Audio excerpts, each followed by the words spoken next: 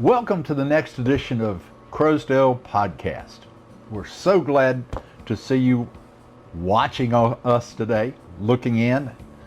For whatever way you're getting this podcast, we thank you for paying attention to it. Today, we're going to start with one of our newest, recent, whatever word you want to use, member of our wonderful group here, Miss Ginger Wilson. And so, Ginger, let me start off with a question that I came up with to ask you. What are you doing in Durham? What am I doing in Durham? In 1958 as a freshman at Duke, and I've been here ever since. Really? So, okay, so if you're like most of the people who are our age or close to our age, when you finished college, you got married and that was it, right? Well, I graduated from Duke. I came back for the MAT program. Mm-hmm. The Ford Foundation was nice enough to pay our way for that. And I taught in Raleigh for a year. And then I applied to Fairfax County. I don't know if you remember, but Fairfax County, Virginia was one of the highest paying districts. So I decided I'd go there for a while. And I did, and I got the job. And then Gerald and I decided to get married, and I came right back to Durham. What? There you go. And you went to taught, and you taught in the Durham Public Schools at the time, or was it still county and city? It was still the county schools. Okay. I taught at Northern I came back and I taught in Raleigh Public Schools again, but the drive got a little much. So I decided I'd better apply to Durham, and I applied to Durham County, and I was accepted, and I had a job at Northern High School. Mm-hmm. Taught history there, and then I stayed at home for 4 years with my daughter. And then one day Southern High School called and said somebody was leaving mid-year for second semester. I don't remember what the story was, but anyway, they asked if I was ready to come back, and I said, well, let me think about it. So I thought about it, and Gerald and I thought about it, and I went back and taught at Southern for probably a little over 7 years. Okay, very good. And then you went to the Crown Jewel, right? And then I went, I applied for a job at what was then, no one knew what it was going to be, the North Carolina School of Science and Mathematics. Here I was teaching history. But they were going to have a full program of humanities as well as science and math. I applied there, and I remember we had, I think, 2 interviews, and I got the job, and was there for the next 30 years. Actually, a little more. I went part-time after I retired for a few years, yeah. Okay, good. Now, you are also doing here on the campus here, you're also doing history lectures. Is that a good term for it?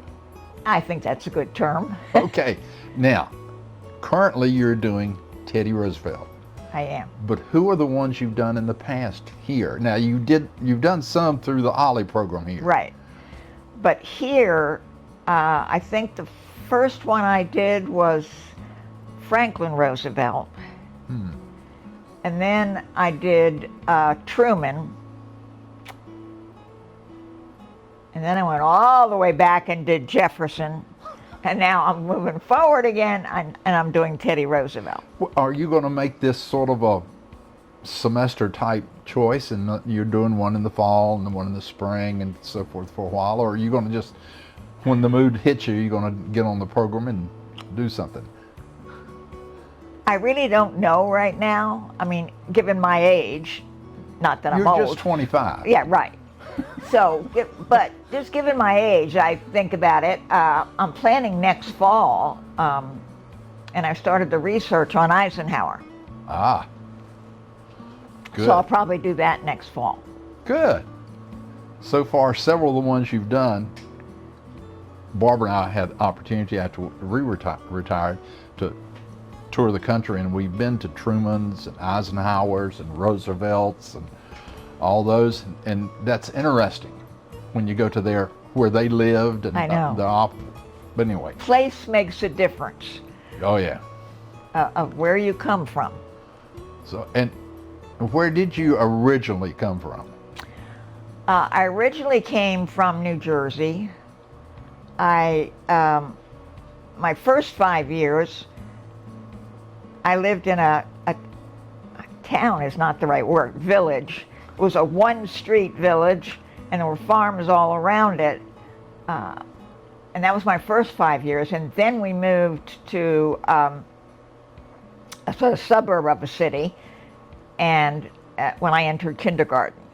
And we lived there till after I was married.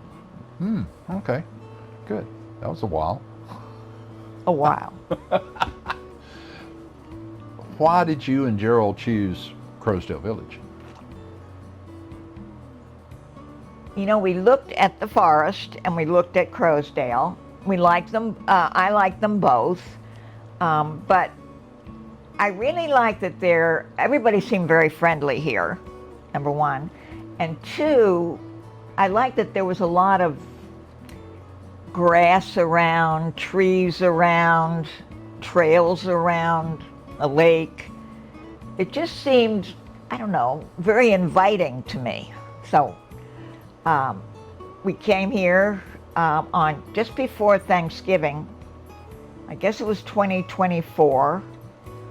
And no, maybe it was 2023, that Thanksgiving. And talked to Danielle, and I was just coming to kind of talk, see what was available. Nothing, permanent or anything. And she said, by the way, some people have just backed out of an apartment. Would you like to see it? Sure. Of course. So we saw it, and I think Gerald, who had been a little hesitant about, moving to a senior living place, he was astonished, because here it is, this very large apartment. It's a corner one on the third floor in Heritage. 2 bedrooms, 2.5 baths, a fireplace, a balcony. I mean, what more could you want? I know. And I think he was like, whoa, I didn't know that these apartments were like this. And so we very nicely said, well, we'll think about it, but I could already tell that I was going to push for this. And Gerald I was surprised, but he was right there. Yeah, this isn't going to come open anytime soon again. And so right after Thanksgiving Day, we called and said, we're taking it. Way to go. Well, we're glad you're here. I'm glad I'm here, really, very glad. I think that the thing that surprised me, Barbara, my wife, taught at Southern. I think you might have been there when she was there. She was a math teacher. But, I had heard of Ginger Wilson. Uh-oh, those bad words? No, they're not true. No. I only listened to part of them. But everybody said that you're a great teacher. And it's evident when we go to these seminars, whatever you want to call them, that you are a great teacher and you're still teaching, and it's great. And we're so happy you're here. Well, I love teaching. And I love teaching history. I love history. I love teaching. But it's interesting, because when I was in college at Duke, I came home one time and told my parents I'd really like to go to law school. And my parents, girls don't go to law school. And then suddenly, a number of their friends were saying to me, oh, Ginger, you don't want to go to law school. You want to get married. Like if you went to law school, you wouldn't get married. And, you know, it was just before things began to change for women. Right. But when I was in college, it was teaching, nursing, and being a secretary. They were the jobs open to women. So I'd always been interested in teaching. Even, you know, I remember in elementary school, the teacher, one teacher in particular, would have those of us who could teach some of the others, whatever it was that they were having problems with. And I liked that. I liked teaching it to them. So I think I'd still have liked law if it had been available. I think I would like that too. But I also loved teaching, so it worked out fine. So you're doing what you're supposed to be doing. Yeah. Right? That's great. And you're doing it here at Crowsdale Village. Amazing. Exactly. We're so glad you're here. Oh, thank you. And we really thank you coming by and sitting down for a podcast. We appreciate you coming. And you know, I'm sure all the people out there will probably look at your little blurb that we've done today and probably say, you know, maybe I need to go to Crowsdale Village because you've given us a great reason to be here.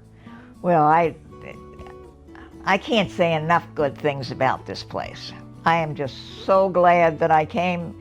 It was sort of perfect timing. You know, you think in life there's some things just are perfect timing, and we didn't know, of course, that Gerald was going to pass away in a few months. Right. But thank goodness we'd done all the, you know, selling the house and all that, and that we were here and felt safe and secure. And I love everything about Crowsdale. I really do. Good. And we thank you for coming and hope you all have a great day today.